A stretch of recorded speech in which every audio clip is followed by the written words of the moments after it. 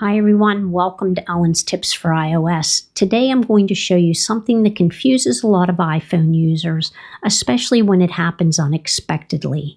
How do you put one call on hold while answering another call on your iPhone?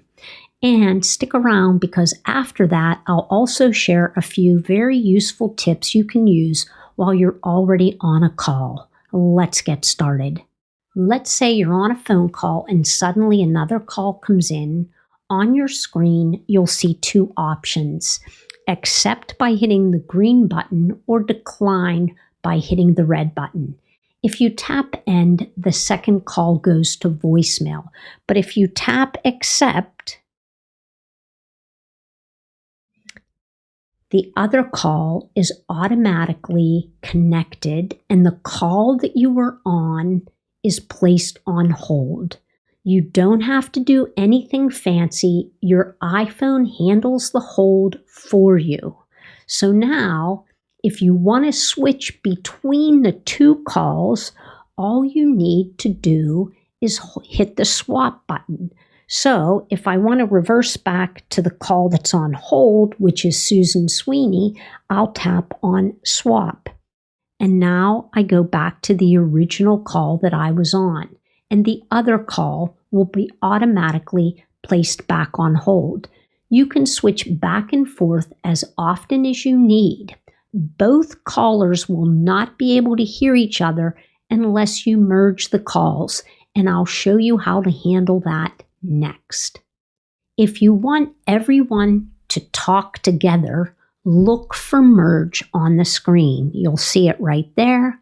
Go ahead and tap it once. And now all callers can hear each other. This is great for family calls or for quick group conversations. Here are some useful tips you can do while on a call that many people may not know about. If I need to do other things while on a call, I can tap the speaker option to go to speaker so that I can go hands-free, which is great for taking notes or multitasking. If I tap the mute option, now if I need to cough or talk to somebody nearby or block background noise, the other person will not hear you. Let me remove the mute option. If I need to use the keypad, say to press 1 for support or enter a code, even though I tap keypad, I can still hear the call while I enter numbers. I can go ahead and tap hide the keypad and come back to the normal screen.